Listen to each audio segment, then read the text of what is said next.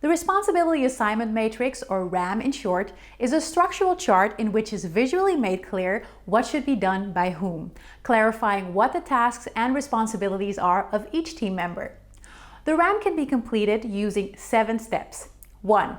Identify all the participants and supporters of the project. 2. Identify all the deliverables for the project.